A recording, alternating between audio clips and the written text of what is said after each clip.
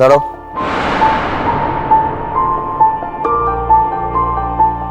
আমি ঘরে ঢুকলেই বুঝি তোমাকে ঘর থেকে বেরিয়ে যেতে হয়?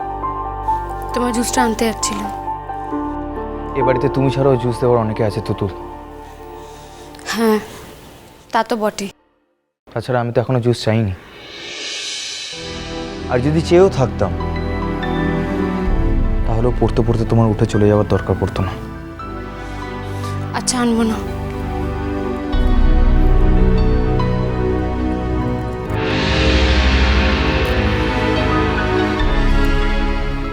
কি হয়েছে? কই, কিচ্ছু হয়নি তো। আচ্ছা, তুমি চেঞ্জ করো, আমি দাঁড়াও।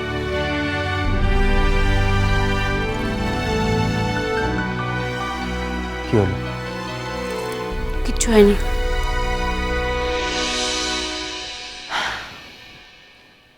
তোমার কি হয়েছে আমি কি জানতে পারি? তখন থেকে বারবার কেন এক কথা জিজ্ঞাসা করছো? আমি তো বলছি আমার কিচ্ছু হয়নি। আমার সঙ্গে কিন্তু কেউ এত জোরে কথা বলে না তুতুল। সরি, তোমার সঙ্গে আমার এভাবে কথা বলা ঠিক হয়নি। তুমি জানো না দুদিন পর আমি সিঙ্গাপুর যাব? আরে কেন জানবো না? তোমার তো নতুন মুভির কাজ আরম্ভ হচ্ছে।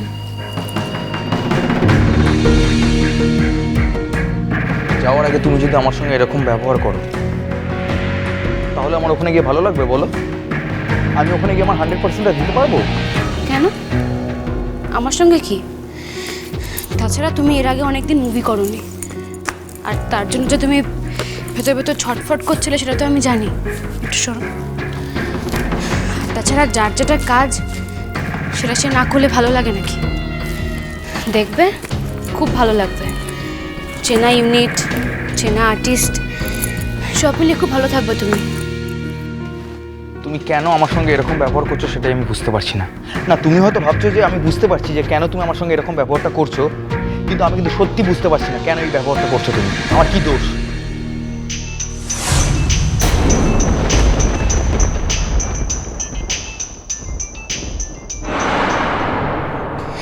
আর তুমি বা কেন বারবার এত দোষ খোঁজার চেষ্টা করছো আয়ুষ?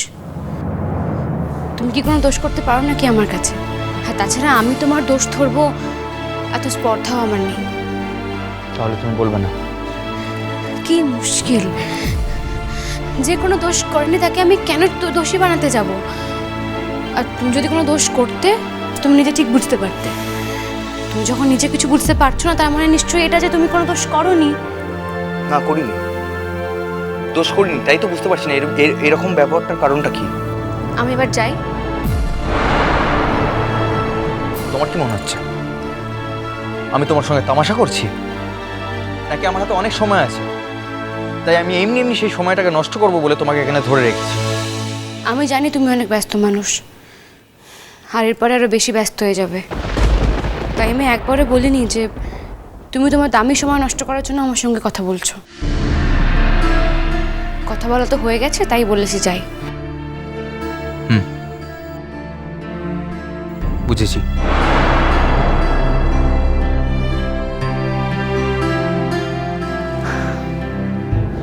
আচ্ছা তুতুল, মাঝরাতে কেউ যদি একটা অসুস্থ অবস্থায় ওষুধের নাম জানতে চায় আমায় একটা ফোন করে, তাহলে আমি তাকে ফোনে সেই হেল্পটা করবো না? কি আশ্চর্য, আমি কি তোমাকে তাই নিয়ে কিছু বলেছি? না, তুমি মুখে বলোনি, কিন্তু কাজে তো তাই করছো। এমন একটা ব্যবহার করছো যেন আমি একটা মারাত্মক অপরাধী। বালাই ষাট, তাই কখনো হয় নাকি? তাছাড়া ফোনটা তো আমি ধরতে চাইনি, আমি চাইনি ফোনটা ধরতে, তুমি তো আমাকে বাধ্য করলে ফোনটা ধরার জন্য। কি করনি? হ্যাঁ, করেছিলাম তো। আমিই তো তোমাকে জোর করেছিলাম যে কেউ যখন বারবার ফোন করছে নিশ্চয়ই সে খুব দরকারে তোমাকে ফোন করছে। তাহলে ফোনটা না ধরলে তো আমি জানতেই পারতাম না যে। আর জানার পর কথা না বলে তো আর থাকা যায় না। আচ্ছা, তুমি কেন বলো তো আমার সঙ্গে এরকম করে কথা বলছো? আমি কি কালকের ফোনটা নিয়ে তোমায় কিচ্ছু বলেছি? বলিনি তো। তুমি ফোনে ওষুধের নামটা বলেছো, তোমার কি দেখে আসা উচিত ছিল।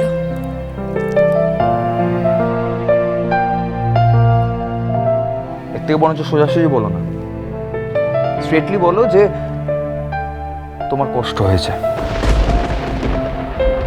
আমি আমাদের প্রাইভেট মোমেন্টের মধ্যে মধুর ফোনটা অ্যাটেন্ড করেছি বলে তোমার কষ্ট হয়েছে, কি তাই তো? না, হয়নি। বিশ্বাস করো, সেজন্য আমার সত্যি কোনো কষ্ট হয়নি। কিন্তু তুমি তো কালকে রাতে মধুদির ফোনটা রাখার পরেও আমার কাছে আসোনি।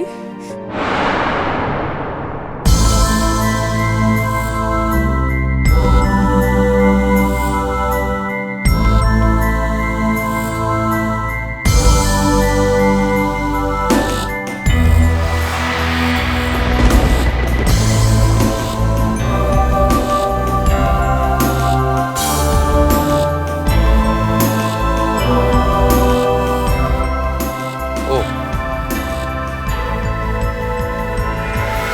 আর তুমি যে উল্টো দিকে মুখ ঘুরিয়ে শুয়ে পড়লে? তো তাতে কি হয়েছে? তুমি তো আসতে পারতে।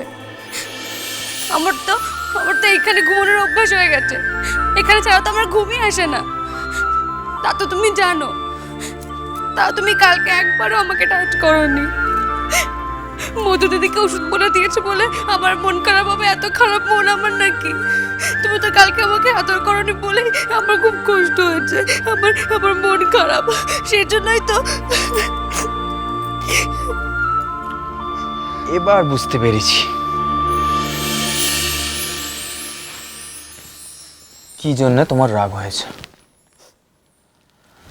আচ্ছা, আমি যদি কালকেরটা আজকে উসুল করে দিই তাহলে রাগ কমবে তো? যাও। আরে বাবা,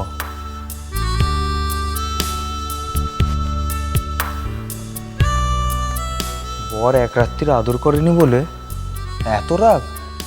ভালো হবে না বলে দিলাম কিন্তু।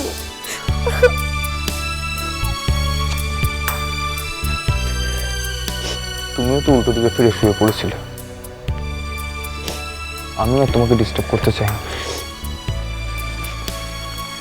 তোমাকে তো সেই কত সকালবেলা উঠতে হয়, তাই না? মোটেই আমি ঘুমোইনি। কালকে আমি কত রাত অবধি জেগেছিলাম আর কাঁদছিলাম। আমিও তো জেগেছিলাম। তুমি ঘুমিয়ে পড়েছিলে ভেবেই আমি আর তোমায় ডিস্টার্ব করিনি। ওকে, এনিওয়েজ, আমি কান ধরছি, আর কখনো হবে না। ওকে?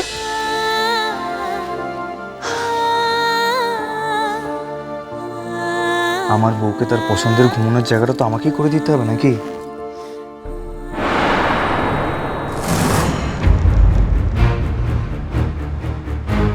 সকাল নেই সন্ধে নেই, যখন তখন মেয়েটা আয়ুষের গায়ে হামলে পড়ে, পা দেখলার মতো। এমন হ্যাংলা টাইপের মেয়ে আমি জন্মেও দেখিনি। শুধু শরীর দিয়েই যেন আয়ুষকে ধরে রাখতে পারবে, তাও যদি আহামরি সুন্দরী হতো। নতুন নতুন বলেই আয়ুষ গলে যাচ্ছে, কিন্তু এই ঘোর কাটলো বলে তুতুল রানী। আয়ুষ,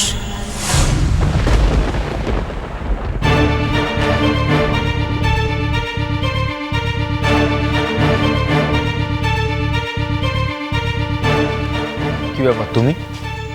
সরি আয়ুষ,